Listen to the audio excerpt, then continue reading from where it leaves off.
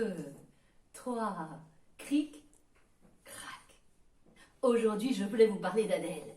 Adèle, c'était une bonne vache normande qui habitait dans un grand champ en Normandie, vous savez, là où l'herbe est bien craquante sous la tempe. Seulement voilà, dans ce champ, splatch, splatch, splatch, splatch, splatch, splatch, il était constellé de pousses de vache. Et la pauvre Adèle, elle en était malade. Tellement malade que lorsqu'elle a mis au monde son veau, elle a mis au monde son veau au milieu de ce champ.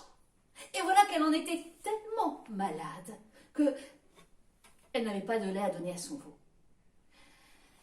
Le paysan, quand il a vu ça, oh bah ça j'ai jamais vu ça. Une vache qui fait un veau qui n'a pas de lait. Aussitôt, il fait venir le vétérinaire, il arrive avec sa petite mallette et il va pour ausculter Adèle. Pour ce faire, il écoute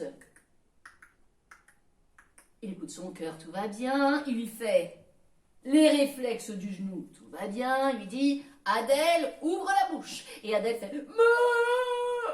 Il regarde au fond de sa gorge et tout va bien.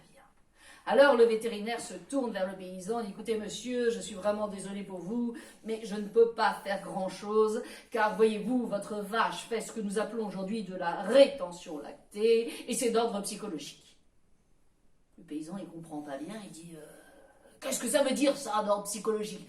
En gros, monsieur, votre vache a le blues, il faut lui remonter le moral. Et là, le vétérinaire demande une somme rondelette, le paysan paie content, mais dès que le vétérinaire a le dos tourné, furieux, il se retourne vers sa vache. N'a-t-on jamais vu une vache dépressive? Et si t'es pas contente ici, va donc voir ailleurs si c'est mieux. Et il est tellement furieux qu'il prend un bâton et il bat Adèle comme un tapis. Alors la malheureuse Adèle, pour oublier qu'elle n'arrive pas à donner du lait à son veau, pour oublier les mauvais traitements du fermier, elle se met à rêver.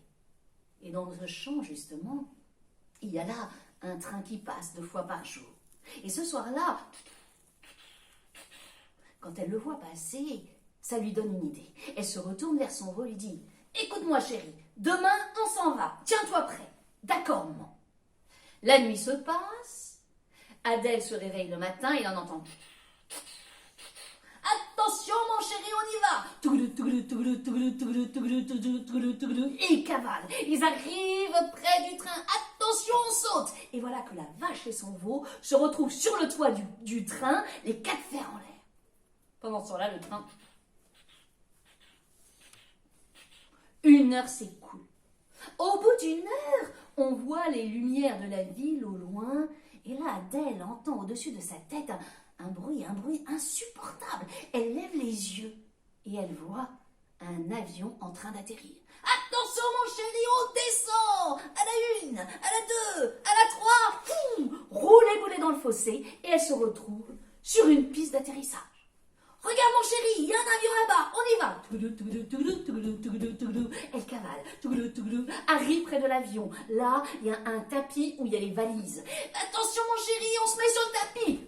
Poum, l'effet sur le tapis. Rentre à l'intérieur de la cale, se cache derrière les valises. La cale se ferme et là, l'avion décolle. Adèle est comme une folle. Elle se met à chanter, elle se met à crier, elle est toute heureuse, toute joyeuse, tellement heureuse que tout d'un coup elle sent comme une lourdeur là au niveau de son pied. Pour la première fois, Adèle a du lait. Oh! Là, c'est champagne, champagne de vache. Le veau s'approche, il tète, il s'en donne à cœur joie. Adèle avait bien mangé, le veau a bien tété, et il faut dire que le voyage est long. Très long. Et au bout d'un moment, le veau... Écoute, maman, j'ai des besoins. Mon chéri, pas de question que tu fasses une bouse dans cet avion.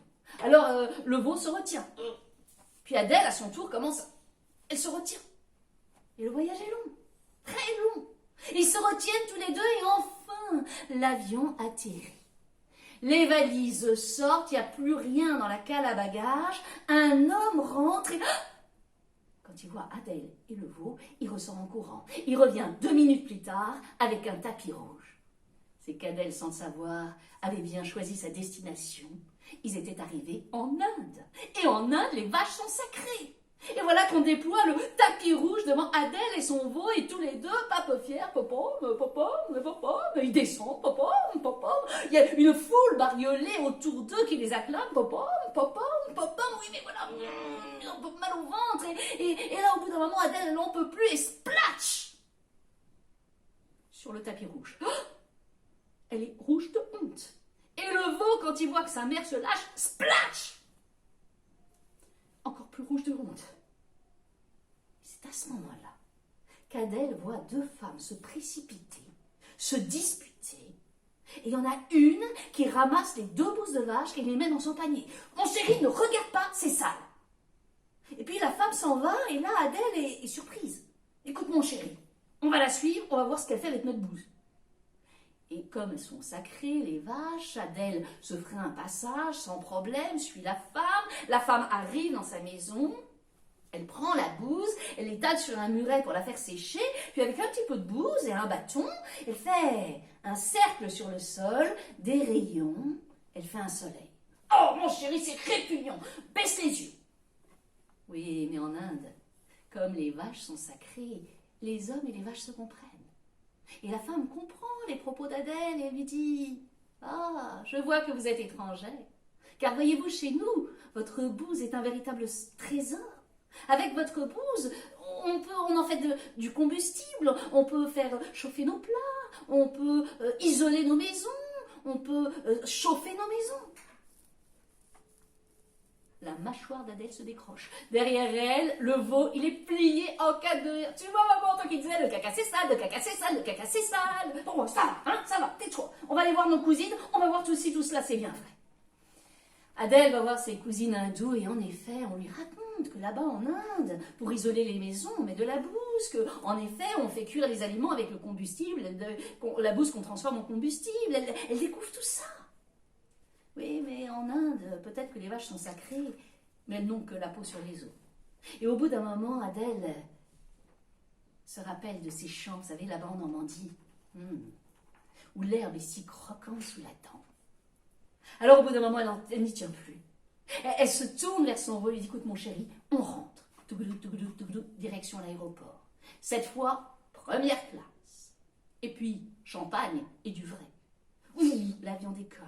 Ils arrivent à Roissy. Imaginez à Roissy. Tous les journalistes sont là, la radio, la presse, la télévision. Tout le monde a entendu parler de cette vache qui était partie en Inde avec son veau. Et ils étaient tous là pour l'interviewer. Adèle, elle a fait sa star. Au départ, j'avais le baby blues, je voyais tout en noir, j'avais le cafard. Alors j'ai décidé d'aller voir ailleurs si c'était partout pareil. Et c'est là que j'ai découvert qu'avec ma bouse, on faisait de la lumière. Et si je suis rentrée en France, c'est pour dire ça à tous les paysans de France et de Navarre. À l'aéroport, il y avait le paysan, il avait mis ses belles bretelles pour l'occasion. Il a récupéré sa vache et son veau. Et paraît-il que depuis ce jour, tous les jours, il ramassait ses bouses de vache. Et que grâce à ces bouses de vache, il a éclairé son village. Du moins, paraît-il que l'air est plus pur au-dessus de sa tête. Et crac, l'histoire est terminée.